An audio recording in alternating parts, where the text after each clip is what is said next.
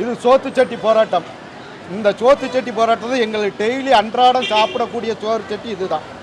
வத்தல், ஊறுகாய் இதை வச்சு தான் இந்த 5000 ஊதியத்தில் நாங்கள் இன்னும் வரைக்கும் சாப்பிட்டுட்டு இருக்கோம். இந்த அரசு ஏன் இது வரைக்கும் கண்டுகொள்ளலன்னு தான் தெரியல. எங்கள் மக்கள்லாம் ரொம்ப மிகவும் மோசமான நிலைமையில் இன்றைக்கும் வேலை செஞ்சுக்கிட்டு இருக்காங்க.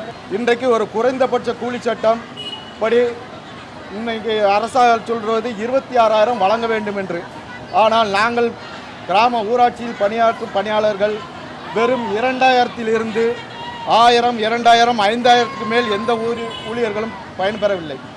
ஆகையால் இந்த அரசு உடனடியாக எங்களுக்கு இந்த காத்திருப்பு போராட்டத்தின் வாயிலாக இந்த குறைந்தபட்ச கூலி சட்டத்தை வழங்க வேண்டும் என்றும், இதை வழங்கவில்லை மறுத்தால் என்றால் கண்டிப்பாக ஆகஸ்ட் 5 வேலை நிறுத்த போராட்டம் தமிழ்நாடு மொத்தமும் தொடரும் என்று இந்த கூட்டத்தின் வாயிலாக தெரிவித்துக் கொள்கிறேன்.